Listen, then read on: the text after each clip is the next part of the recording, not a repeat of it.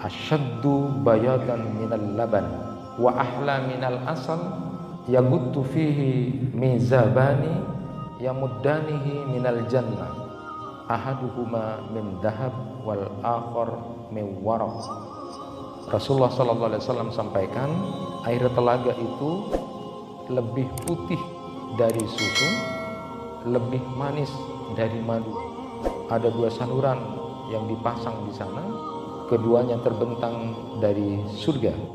Salah satunya dari emas, sementara yang lain dari perak. Telagaku seluas perjalanan sebulan.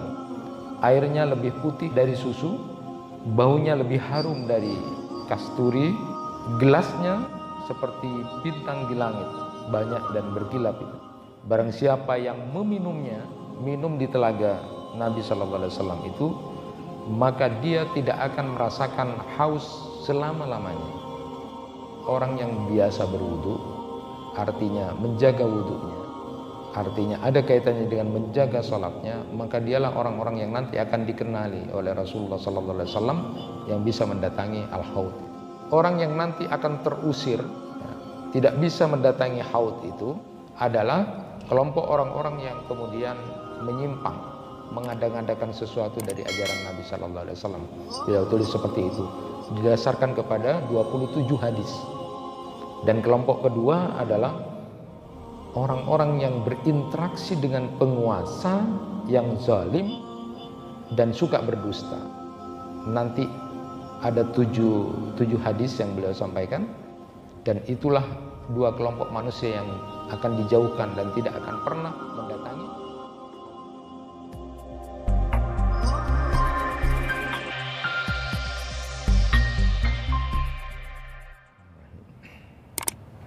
Assalamualaikum warahmatullahi wabarakatuh. Alhamdulillahi rabbil alamin, wa bihi nasta'inu ala umuri dunya waddin. Asyhadu an la ilaha illallah wahdahu la syarika lah, wa asyhadu anna Muhammadan abduhu wa rasuluh. Allahumma salli wa sallim ala nabiyyina Muhammad wa ala alihi wa ashabihi ajma'in. Amma ba'd. Jemaah kuliah subuh yang dirahmati Allah, berikutnya kita akan lanjutkan kajian kita tentang eskatologi akhirat ini, yaitu tentang al-haud atau telaga Nabi sallallahu alaihi wasallam. Apa itu telaga Nabi sallallahu alaihi wasallam? Bagaimana telaga itu? Lalu siapa saja yang datang ke telaga Nabi sallallahu alaihi wasallam dan siapa yang terusir tidak bisa untuk datang kepada telaga Nabi itu. Ma'asyiral muslimin rahimakumullah, membuka bahasan tentang al-haud ini atau telaga Nabi ini menarik apa yang disampaikan oleh Syekh Mahir Ahmad As-Sufi itu dalam kitab beliau. Beliau nyatakan bahwa sesungguhnya keberadaan al-haud ini atau telaga Nabi sallallahu alaihi wasallam di hari kiamat ini adalah sesuatu yang sangat agung, karena pada waktu itu semua makhluk begitu sangat butuh terhadap yang namanya air. Kenapa? Karena akibat rasa haus, kerongkongan sudah begitu sangat kering, bibir sudah pecah-pecah. Dalam beberapa waktu kemudian butuh yang namanya air itu. Maka bicara tentang al-haud, tentang telaga itu adalah sesuatu yang agung yang diberikan Allah kepada makhluk Allah Subhanahu wa taala nanti di hari kiamat. Kita pernah merasakan pada saat puasa, musim begitu sangat panas, hari yang begitu sangat panjang, lalu kemudian bagaimana kerongkongan kita dan bagaimana juga rentetan peristiwa kesulitan di akhirat itu, sehingga kemudian ketika bahas tentang al-haud yang membahas tentang air telaga itu, adalah merupakan peristiwa yang agung sekali, kata beliau. Sungguh Allah Subhanahu wa taala memberikan rahmat kepada orang-orang beriman dari para nabi dan rasul itu, pengikut para nabi dan rasul yang setia di masing-masing. Allah berikan rahmat itu berupa al-haud itu pada saat butuh sekali. Lalu orang-orang kafir kepada para nabi dan rasul itu akan merasakan akibat dari perbuatan mereka. Nabi sallallahu alaihi wasallam bersabda bahwa inna likulli nabiyyin haudha wa innahum yatabahuna ayyuhum aksaru waridah wa inni arju an akuna aksaruhum waridatan. Rasulullah sallallahu alaihi wasallam bersabda bahwa sungguh setiap nabi memiliki namanya telaga. Mereka saling membanggakan siapa di antara mereka yang telaganya paling banyak didatangi. Dan sungguh aku berharap, kata Rasulullah sallallahu alaihi wasallam, semoga akulah yang telaganya paling banyak didatangi. Jadi nanti telaga-telaga itu diberikan kepada semua nabi. Hanya yang paling besar itu adalah al-haudnya Rasulullah sallallahu alaihi wasallam. Itu diberikan kepada pengikut-pengikut para rasul itu, yang setia, yang beriman kepada para nabi dan rasul. Mereka semuanya punya yang namanya al-haud itu. Bapak dan Ibu yang dirahmati Allah, sedikit saya sampaikan, dan ini untuk internal kita. Tetapi karena ini sudah juga dipublikasi kemarin di beberapa pertemuan itu, orang-orang yang beragama itu kumpul hanya sekedar dimoderasi oleh seseorang. Jadi yang dari Nasara itu, dari Kristen, diwakili oleh kardinalnya. Kemudian dari Yahudi itu diwakili oleh sang rabi itu. Ketika ditanya oleh sang moderator, kira-kira dari agama-agama besar ini siapa yang masuk surga nanti? Siapa yang masuk surga itu? Karena mereka semuanya berkeyakinan masuk surga itu. Lalu kemudian para utusan agama ini, tokoh-tokoh ini kemudian menjawab, mereka sendirilah yang masuk surga, yakin dengan keyakinannya. Tetapi Islam pada waktu itu diwakili oleh Imam Muhammad Abdullah memberikan jawaban yang luar biasa, ringkas, sopan, tapi kemudian menutup semua persoalan tentang bab itu, tentang siapa yang masuk surga di antara keyakinan umat-umat beragama itu. Katanya Imam Muhammad Abdullah itu menyatakan begini, kalau Yahudi masuk surga, maka kami juga akan masuk surga, karena kami percaya kepada Nabi Musa alaihissalam itu utusan Allah juga. Kalau yang masuk surga ini adalah Nasara itu, maka kami juga akan masuk surga, karena kami percaya bahwa Nabi Isa itu adalah utusan Allah. Namun apabila kami yang masuk surga dengan rahmat Allah, maka Anda semuanya tidak akan masuk surga, karena Anda tidak percaya kepada Nabi Muhammad, Anda juga tidak percaya kepada Nabi Muhammad SAW, maka kami akan masuk surga sendirian. Saat itu kemudian ketika jawaban begitu, semuanya diam, semuanya selesai urusannya. Itulah luar biasanya. Ini sedikit memberikan penguatan kepada kita kaitannya dengan bahwa nabi-nabi itu juga nanti akan dapat al-haud, dapat telaga. Nah, kita bisa untuk memberikan jawaban semacam itu, ya. Mereka tidak percaya dengan Nabi Muhammad sallallahu alaihi wasallam. Allahumma shalli ala Muhammad sallim. Jemaah yang dirahmati Allah.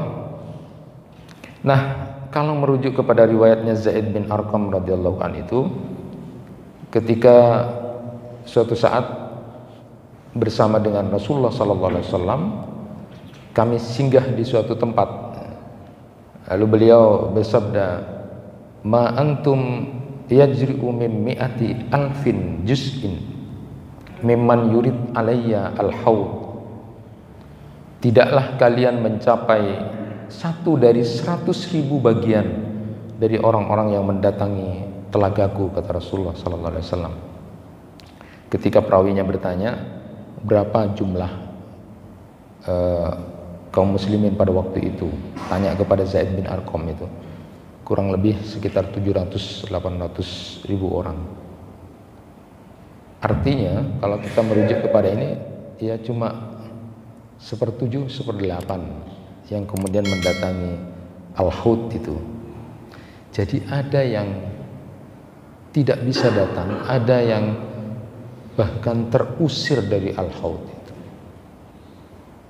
Inilah nanti yang akan kita bahas, siapa yang bisa datang ke Haud, ke telaga Nabi itu, dan siapa yang tertolak, siapa yang terusir dari telaga itu. Sebagaimana yang sudah kita maklumi bersama, bahwa ini adalah rahmat Allah Subhanahu wa taala kepada orang-orang mukmin, bisa mendapatkan minum di telaga itu. Sedangkan itu adalah bencana buat orang-orang kafir karena tidak bisa untuk mendekatkan dirinya jauh dari telaga untuk bisa minum ini. Pertama saya ingin sampaikan tentang sifat-sifat telaga Nabi Sallallahu Alaihi Wasallam itu. Sifat Al-Haud itu dari kitabnya Syekh Ahmad Mustafa Mutawalli, Ar-Riyadun Nadirah fi Sahih Daril Akhirah. Beberapa hadis saja. Yang pertama, riwayat dari Sauban, saat Nabi SAW ditanya tentang air telaga atau Al-Haud itu, beliau menjawab, asyaddu bayatan minal laban wa ahla minal asal yaguttu fihi mizabani yamuddanihi minal jannah ahaduhuma min dhahab wal akhar min waraq. Rasulullah SAW sampaikan, air telaga itu lebih putih dari susu, lebih manis dari madu. Ada 2 saluran yang dipasang di sana, keduanya terbentang dari surga. Salah satunya dari emas, sementara yang lain dari perak. Itu hadis pertama yang saya sampaikan. Kemudian hadis riwayat Abdullah bin Amr bin As radhiyallahu an, dia berkata, Rasulullah sallallahu alaihi wasallam bersabda, haudi masiratu syahrin ma'uhu abyadu minal laban warihuhu atyabu minal mis wa kizanuhu kanujumis sama man syariba minha fala yadma'u abada. Telagaku seluas perjalanan sebulan, airnya lebih putih dari madu, dari susu, baunya lebih harum dari kasturi, gelasnya seperti bintang di langit, banyak dan berkilap itu. Barang siapa yang meminumnya, minum di telaga Nabi Sallallahu Alaihi Wasallam itu, maka dia tidak akan merasakan haus selama-lamanya. Jadi bisa dibayangkan ini rentetan peristiwa kesulitan di akhirat itu semua butuh terhadap air. Maka sangat agung kalau berbicara tentang rahmat Allah yang bernama Al-Haud ini, yang diberikan Allah kepada para nabi itu. Nah, dalam hadis-hadis yang lain Rasulullah SAW menyebut luas telaga ini atau Al-Haud ini dengan tempat, tapi juga yang tadi disebutkan dengan waktu perjalanan sebulan. Tetapi di hadis-hadis yang lain beliau menyebutkan dari tempat ini ke tempat ini. Saya bacakan misalnya. Yang pertama hadis riwayat Huzaifah bin Yaman, inna haudi la'abadu min ailah min adr. Sesungguhnya telagaku luasnya lebih jauh dari jarak Ailah dan Aden. Kemudian hadis riwayat Jabir bin Abdullah, wal haudu ma baina Ailah ila Makkah. Dan telaga itu luasnya seperti Ailah sampai Makkah. Riwayat dari Abdullah bin Umar atau Ibnu Umar itu, wa inna sa'atahu ma bainal Kufah ilal hajaril aswad. Dan sesungguhnya luasnya telaga itu antara Kufah sampai Hajar Aswad. Nah, ini menurut keterangan dari Imam Al-Qurtubi itu dalam At-Tazkirahnya, beliau menyatakan sebagian orang berpendapat bahwa hadis tentang telaga ini atau al-haud ini terjadi keguncangan, terjadi perselisihan, karena seolah-olah tadi kan berbeda-beda dari ini ke ini, tapi di lain waktu Rasulullah menyatakan dari ini ke ini, tetapi di lain waktu Rasulullah menyebut telagaku seluas jarak perjalanan dan sebagainya. Itu seolah-olah ada pertentangan, seolah-olah ada keguncangan dalam hadis itu. Tetapi kata beliau, ketahuilah bahwa itu tidak sama sekali berbicara tentang keguncangan hadis atau masalah jarak, waktu dan luas itu berbeda, bukan. Tetapi Rasulullah sallallahu alaihi wasallam berbicara dengan umat atau kelompok umat pada waktu itu sesuai dengan tempatnya. Jadi kalau berbicara, kalau di kita misalnya kalau berbicara dengan orang Madura dari ini ke ini supaya paham. Kalau berbicara di Surabaya dari ini ke ini, luasnya seperti itu. Jadi bukan bertentangan, tetapi memang pada waktu itu Rasulullah menyampaikan hadis-hadis itu sesuai dengan audien yang ada pada waktu itu, dan sama sekali tidak terjadi pertentangan. Nah, jadi kalau begitu sifat-sifat telaga itu bisa kita simpulkan antara lain diantaranya bahwa air di telaga itu lebih putih dari susu, lebih manis dari madu, lebih harum dari kasturi. Ada 2 saluran yang dipasang di sana yang terbentang dari surga. Nanti kita bahas itu. Kemudian gelas-gelas yang ada di situ banyak dan berkilap seperti bintang. Kemudian yang meminum air di haud itu tidak akan pernah merasakan yang namanya haus selama-lamanya. Itu diantara sifat tentang al-haud atau telaga.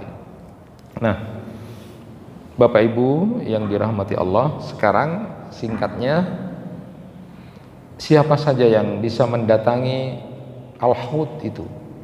Siapa yang bisa mendatangi al-haud itu? Nah, beberapa hadis Rasulullah SAW akan saya sampaikan. Pertama, riwayat dari Abu Hurairah.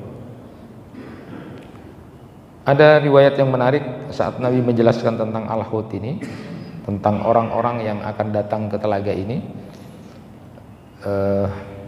Qalu ya Rasulullah ata'rifuna yawma idin? Qala na'am, lakum sima laysat li ahadin minal umam tariduna alayya gurram mutahajjalina min asaril wudu. Rawahu Muslim. Ketika para sahabat bertanya, ya Rasulullah, apakah engkau bisa mengenali kami saat itu? Beliau lalu menjawab, iya, kalian memiliki tanda yang tidak dimiliki oleh seorang pun dari umat-umat yang lain. Kalian mendatangiku pada waktu itu dalam keadaan memburatkan cahaya karena sisa wudhu. Hadis riwayat Muslim. Jadi berdasarkan riwayat ini, paling tidak orang yang biasa berwudu, artinya menjaga wudunya, artinya ada kaitannya dengan menjaga sholatnya, maka dialah orang-orang yang nanti akan dikenali oleh Rasulullah SAW yang bisa mendatangi al-haud itu, yang biasa menjaga wudu, yang biasa menjaga sholat, maka dialah yang kemudian merupakan tanda yang tidak bisa ada pada umat-umat yang lain. Hadis ini memberikan dalil kepada kita bahwa keistimewaan orang-orang yang biasa menjaga wudhu itu. Nah, sekedar bercerita, Ibnul Jauzi itu pernah menceritakan, suatu saat aku pernah melihat seorang nenek yang wudhu sebelum sholat duhur. Sebelum salat zuhur, kira-kira beberapa waktu sebelum adzan zuhur. Saat aku tanya, kata Ibnu Jauzi, apa sudah adzan zuhur? Wahai ibu, gitu, seorang nenek ditanya, apa sudah zuhur ya bu ya? Lalu kemudian nenek itu menjawab, ana adhabu ilaihi qabla ayyunadini. Saya pergi menemui Tuhanku sebelum dia memanggil aku. Dijawab begitu, lalu Ibnul Jauzi menyatakan, fa'alimtu anni abdun su. Barulah aku sadar bahwa aku ini sebenarnya adalah seorang hamba yang masih belum baik, masih jelek. Artinya betapa seorang nenek ini terbiasa mengambil wudhu sebelum waktu azan, sebelum waktu dipanggil oleh Allah. Sampai kemudian Ibnu Jauzi mengatakan, kalau aku masih sesudah itu, artinya betapa diriku ini masih jauh lebih jelek daripada nenek ini.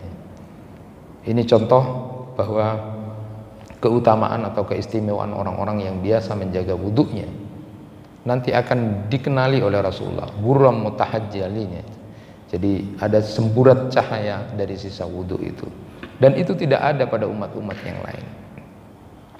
Yang kedua, riwayat dari Sauban radhiyallahu an, qala inni labi ukri haudi adudun nas li ahli Yaman adribu bi asaya hatta yarfadda alaihim. Nah, suatu saat Rasulullah sallallahu alaihi wasallam menggambarkan bahwa sesungguhnya saya nanti di tempat telagaku itu, kata Rasulullah sallallahu alaihi wasallam, saya mengusir orang-orang karena orang Yaman. Saya menggiring dengan tongkatku sampai mereka menjauh dari orang-orang Yaman. Jadi yang didahulukan pada waktu itu orang-orang Yaman, kata Rasulullah sallallahu alaihi wasallam. Nah, ada penjelasan yang menarik bahwa maknanya di samping memang yang diutamakan orang-orang tertentu oleh Rasulullah sallallahu alaihi wasallam karena sifatnya, karena orang-orang Yaman pada waktu itu adalah mereka bersegera untuk menyambut Islam. Jadi mereka adalah orang-orang Ansor yang bersegera untuk menyambut Islam. Jadi kesimpulannya di hadis ini bahwa orang-orang yang suka menyambut, membangun persaudaraan sesama mukmin, menyambut senang dengan Islam itu, menyambut persaudaraan sesama mukmin, dialah orang-orang yang nanti akan diutamakan juga untuk datang ke haud itu. Sebaliknya artinya mereka yang suka bermusuh-musuhan, hatinya tidak bersih, maka akan jauh dari haud itu. Yang ketiga, riwayat dari Sauban juga tentang orang pertama yang mendatangi telaga setelah Nabi sallallahu alaihi wasallam. Nabi sallallahu alaihi wasallam bersabda, awwalun nas wurudan alaihi fuqara'ul muhajirina as-su'su ru'usa ad-dunsu siyaba alladina la yankihuna al-mutanaimat wa la tuftahu lahum as-sudan. Manusia pertama yang mendatangi telagaku adalah kaum fakir muhajirin, rambutnya lusuh dan berpakaian kotor, mereka yang tidak menikah dengan wanita-wanita kaya, dan pintu-pintu yang tertutup tidak dibukakan untuk mereka. Itu artinya orang yang zuhud. Orang yang zuhud. Buat kita pelajarannya, sekali lagi jangan menjadi orang yang suka merendahkan, menyepelekan orang karena kita punya kedudukan yang lebih tinggi secara strata sosial, lalu menganggap orang-orang pinggiran, lalu menganggap orang-orang yang ya seperti digambarkan tadi, orang lusuh, dia kemudian tidak menikah dengan wanita-wanita yang kaya, kalau mau masuk ke orang-orang masih tidak dibukakan pintu. Artinya jangan pernah merendah. Justru mereka lah yang nanti ketika mereka termasuk golongan orang-orang yang dicintai Allah karena kekuatan akidah dan kekuatan ibadahnya, justru mereka lah yang pertama kali akan merasakan al-haud itu. Jadi berdasarkan ini, maka secara umum telaga Rasulullah SAW itu akan didatangi oleh mereka yang beriman kepada Allah dan Rasulnya, mengikuti syariatnya seperti yang tadi dicontohkan, yang ahli wudhu, ahli sholat. Lalu kemudian yang suka membangun persaudaraan, menyambut Islam, kegiatan-kegiatan aktivitas Islam menyambut persaudaraan, tidak suka bermusuhan, orangnya zuhud. mereka lah yang nanti akan datang ke telaga Rasulullah sallallahu alaihi wasallam. Sementara orang-orang yang enggan, orang-orang yang sombong untuk mengikuti syariat ini akan dihalau untuk mendekati telaga berdasarkan hadis-hadis tadi. Jamaah yang dirahmati Allah, memang ada perbedaan ulama tentang kapan saat mendatangi haud itu. Apakah sebelum melewati sirat ataukah sesudah melewati sirat? Ada yang mengatakan bahwa haud itu didatangi sebelum melewati sirat. Jadi setelah mizan, sebelum melewati sirat, maka datanglah ke haud itu. Jadi haud itu sebelum melewati sirat. Ada yang berpendapat begitu. Karena saat itu memang manusia butuh sekali terhadap minum, sangat butuh terhadap minum. Itu salah satu di antara pelataran kesusahan di hari kiamat. Jadi ada yang berpendapat bahwa itu sebelum melewati sirat. Tetapi ada yang berpendapat bahwa seperti Al-Hafidz Ibnu Hajar Al-Asqalani itu berdasarkan hadis-hadis yang diriwayatkan oleh Imam Bukhari bahwa bahasan tentang haud ini ditulis setelah sirat dan syafaat. Artinya bahwa mendatangi haud itu, mendatangi telaga Nabi itu setelah melewati sirat. Juga berdasarkan hadis dari Anas bin Malik kemarin yang disampaikan bahwa ya Rasulullah, saya minta syafaat kepada engkau, lalu di mana aku temui engkau? Lalu Rasulullah menjawab, temui aku di sirat. Kalau tidak bertemu engkau ya Rasulullah, maka temui aku di mizan. Kalau tidak ketemu engkau ya Rasulullah, maka temui aku di haud, di telaga. Itu artinya bahwa haud itu didatangi setelah melewati sirat. Memang ada perbedaan pendapat tentang itu. Nah, berikutnya sekarang adalah siapa orang-orang yang terusir dari telaga Nabi Sallallahu Alaihi Wasallam, karena ini penting untuk kita ketahui.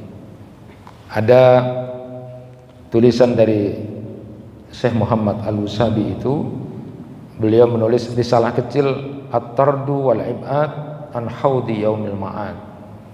Orang-orang yang terusir, orang-orang yang terjauhkan dari telaga Nabi Sallallahu Alaihi Wasallam. Beliau membagi dua berdasarkan hadis-hadis Rasulullah Sallallahu Alaihi Wasallam.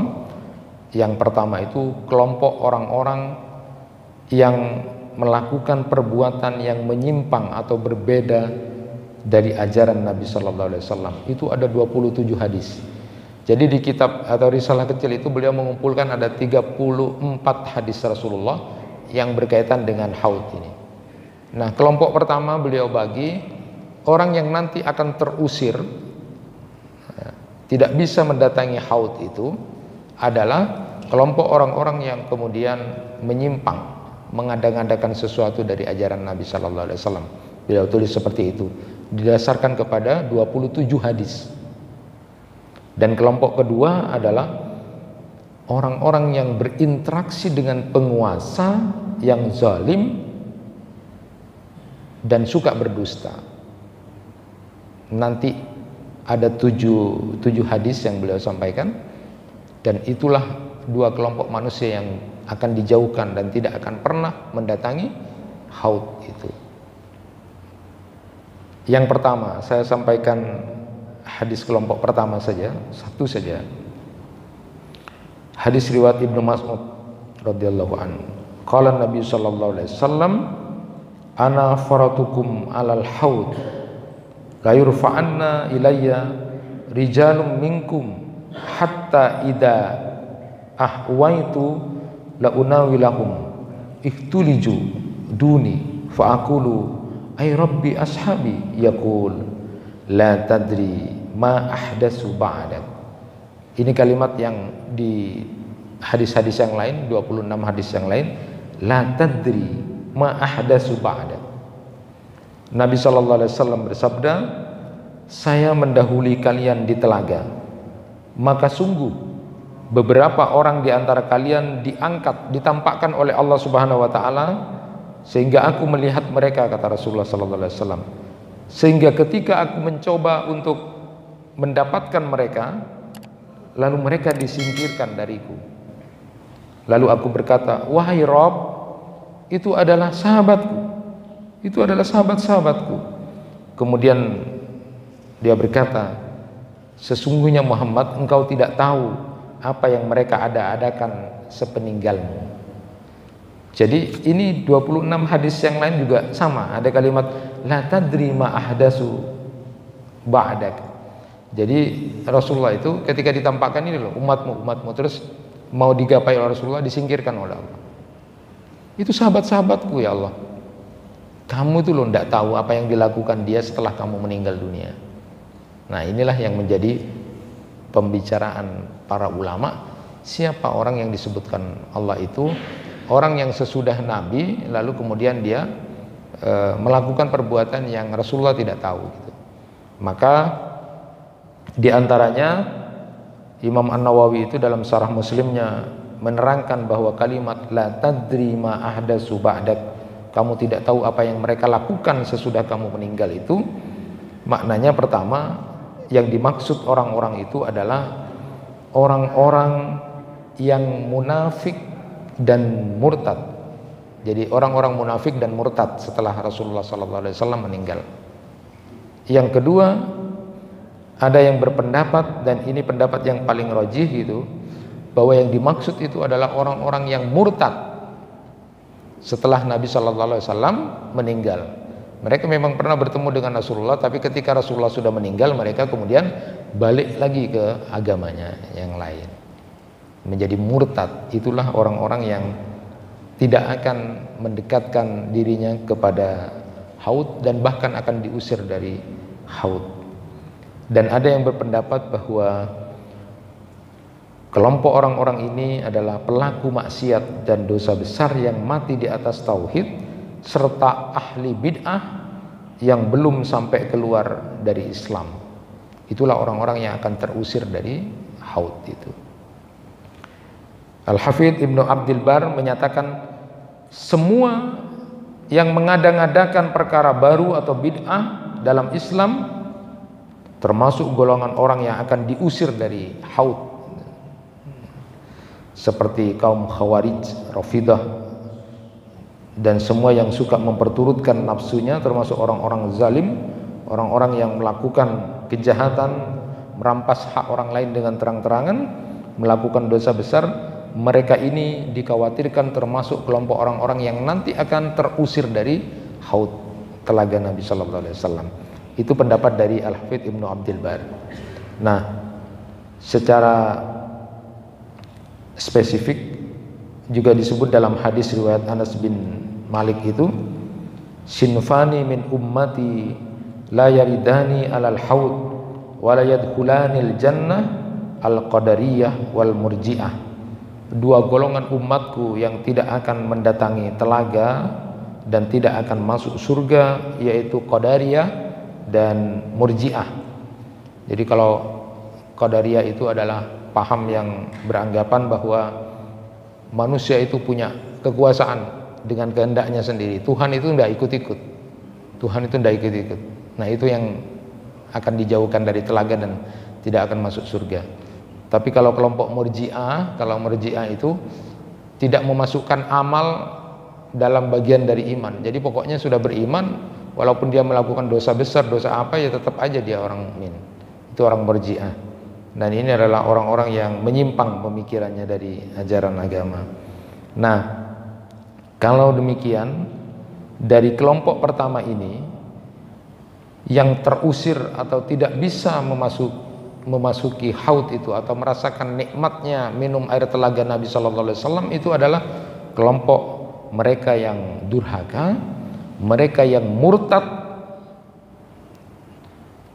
dan mereka-mereka yang kemudian kembali kepada kekafiran secara hakiki, atau mereka-mereka yang tidak acik atau istiqomah di dalam ketaatan kepada Allah Subhanahu Wa Taala, menukar kebaikan ketaatan yang biasa dilakukan dengan kejelekan. Itu kelompok yang terusir. Ini buat pelajaran buat kita, mudah-mudahan kita tidak termasuk golongan ini. Jadi golongan kelompok orang-orang yang murtad ya. Kalau sekarang lagi viral orang murtad itu. Nah, yang kedua ini yang menarik memang. Ternyata dari 7 hadis Rasulullah yang berkaitan dengan haud ini, di samping tadi disebutkan adalah orang yang murtad, orang melakukan penyimpangan setelah Nabi Muhammad SAW meninggal dunia dan tidak akan mendekati kepada haud itu. Kelompok yang kedua ini adalah tentang interaksi orang dengan penguasa. Itu juga ternyata punya pengaruh terhadap haud ini, bisa mendatangi atau tidak. Saya ambillah satu hadis dari riwayat Hudzaifah bin Yaman radhiyallahu an.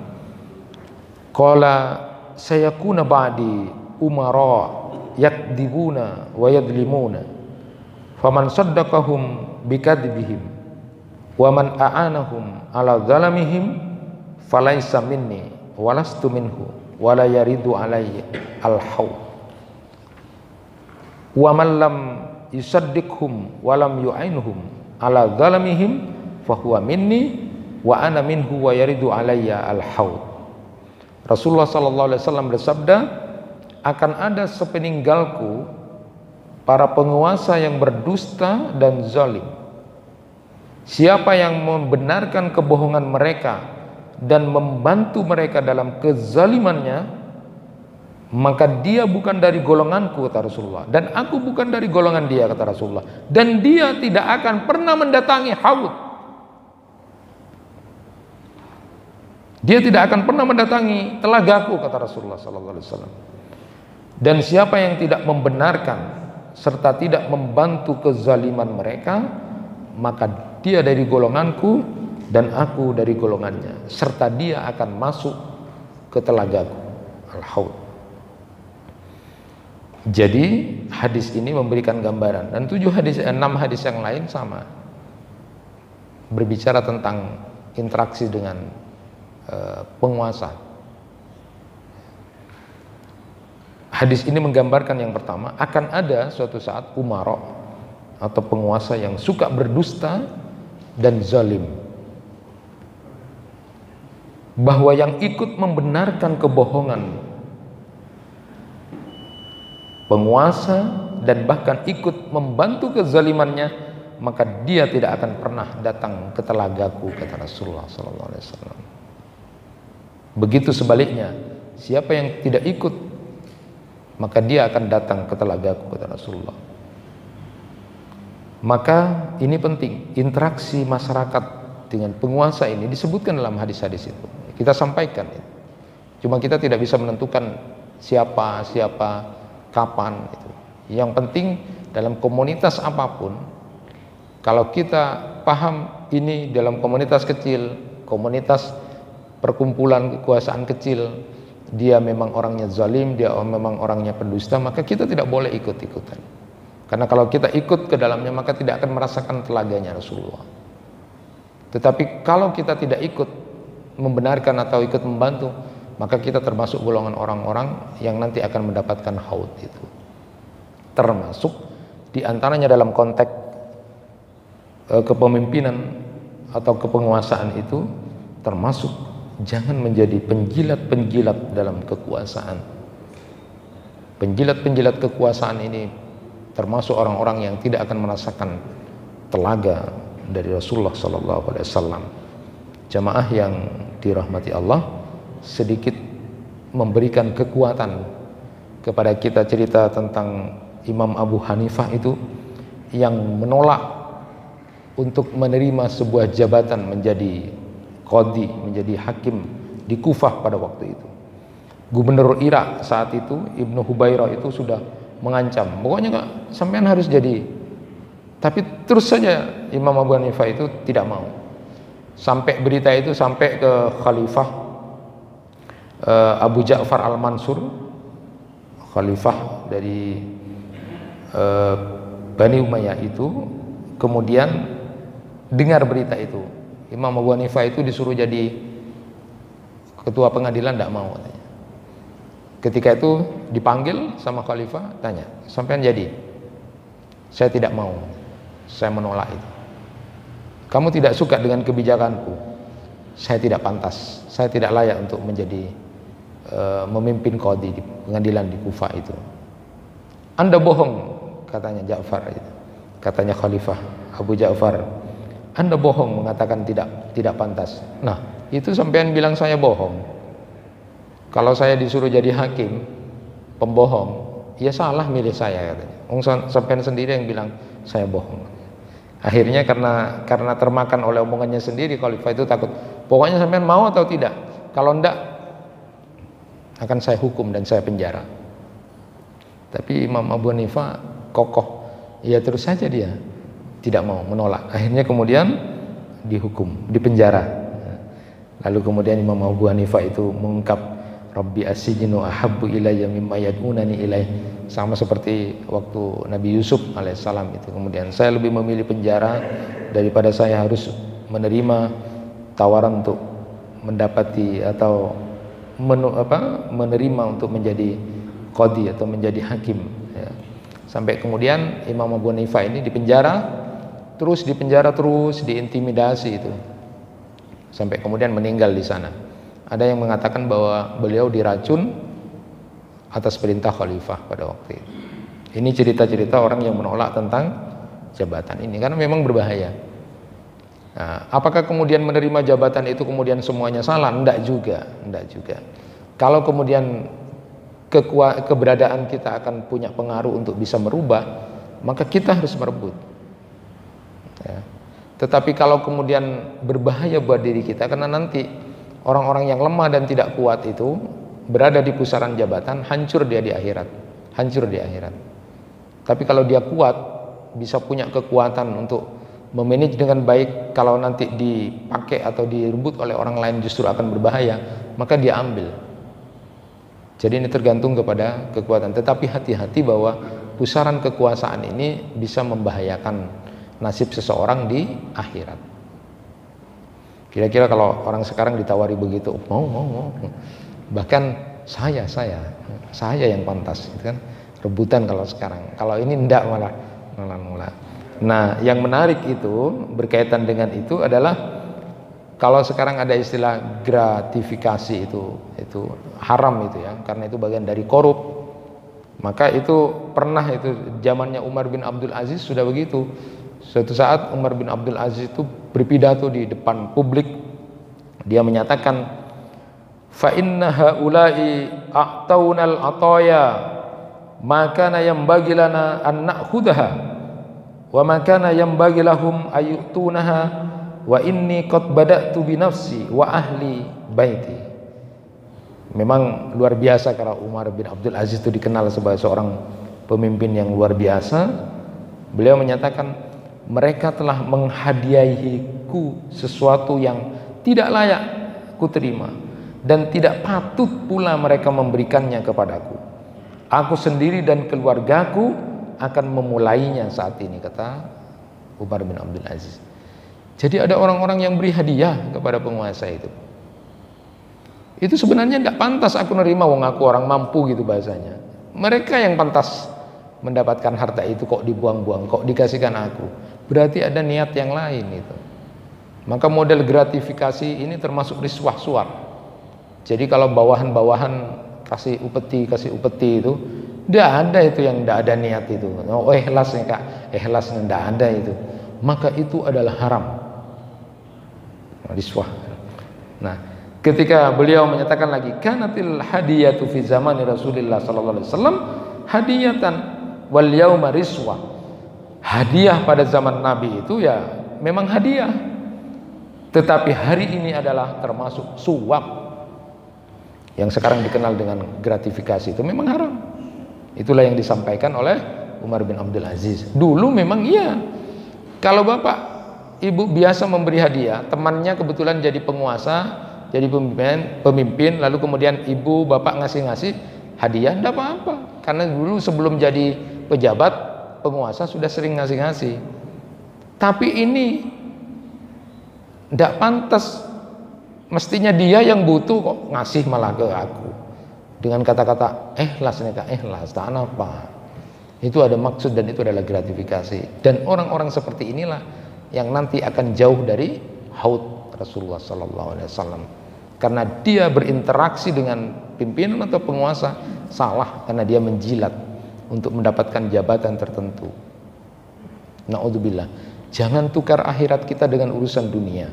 Berhati-hatilah. Kitalah yang tahu kemampuan kita dan di mana kita meletakkan diri kita, sehingga kita tidak menjadi orang-orang yang menyesal karena tidak mendapatkan haud, air telaga Rasulullah, yang itu sangat dibutuhkan di atas kesulitan di akhirat nanti. Mengakhiri kajian tentang haud ini, saya sampaikan hadis Anas bin Malik, data yaumin baina adhurina id aghfa ikfa'at summa rafa'a rasahu mutabassiman faqulna ma adhakaka ya Rasulullah, qala unzilat alayya anifan surah faqara'a bismillahirrahmanirrahim inna a'tainakal kautsar fasalli li rabbika wanhar inna syani'aka huwal abtar summa qala atadruna mal kautsar faqulna Allah wa rasuluhu a'lam qala fa innahu nahrun wa adanihi rabbi azza wa jalla alaihi khairun kasir wa haudun taridu alaihi ummati yaumal qiyamah. Saat kami suatu saat berkumpul bersama Rasulullah di masjid ini, di suatu masjid gitu, lalu kemudian beliau seperti terserang kantuk. Kalau bahasa kita itu tartib sakone gitu, tartib gitu. Jadi akfa gitu. Tidur ringan gitu di masjid. Kemudian beliau mengangkat kepalanya sambil tersenyum. Maka kami pun berkata, kata para sahabat, apa yang menyebabkan anda tersenyum, tertawa ya Rasulullah? Lalu kemudian Rasulullah menjawab, barusan aku dapat wahyu, bismillahirrahmanirrahim, inna a'tainakal kautsar fasalli li rabbika wanhar inna syani'aka wal abtar. Kemudian beliau berkata, tahukah kamu apa al-kautsar itu? Kami pun berkata, Allah dan Rasulnya yang lebih tahu. Beliau bersabda, sesungguhnya Al-Kautsar itu adalah sungai yang dijanjikan kepadaku oleh Rabbku Allah Azza wa Jalla, yang di dalamnya ada kebaikan yang sangat banyak. Dia adalah telaga yang akan didatangi umatku pada hari kiamat. Nah, pertanyaannya sekarang, apakah haud telaga Nabi itu adalah Al-Kautsar? Maka menurut Imam Ibnu Hajar Al-Asqalani dalam Fathul Barinya, beliau menyatakan telaga Nabi SAW bukan Al-Kautsar, karena Al-Kautsar itu ada di surga, sementara telaga Nabi ada di luar surga. Hanya saja haudnya Rasulullah itu airnya mengalir dari Al-Kautsar, dari sungai yang ada di surga, yang memang akan diberikan Allah kepada Rasulullah sallallahu alaihi wasallam, karena Al-Kautsar itu punya ciri-ciri yang sama dengan haud Nabi sallallahu alaihi wasallam. Wallahu a'lam bishawab. Yang terpenting buat kita adalah jangan sampai terusir dari haud, karena pada waktu itu kebutuhan terhadap air yang diantara sifatnya adalah setelah meminum itu tidak akan lagi kehausan selama-lamanya, itu tentu sangat dibutuhkan orang-orang yang berada di hari kiamat. Mudah-mudahan kita termasuk hamba-hamba Allah, umatnya Nabi Muhammad, yang bisa kemudian mendapatkan syafaat lalu dan bisa minum dari telaga Rasulullah sallallahu alaihi wasallam. Itu yang bisa disampaikan, mudah-mudahan bermanfaat. Subhanakallahumma wa bihamdika asyhadu an la ilaha illa anta astaghfiruka wa atubu ilaik. Wassalamualaikum warahmatullahi wabarakatuh.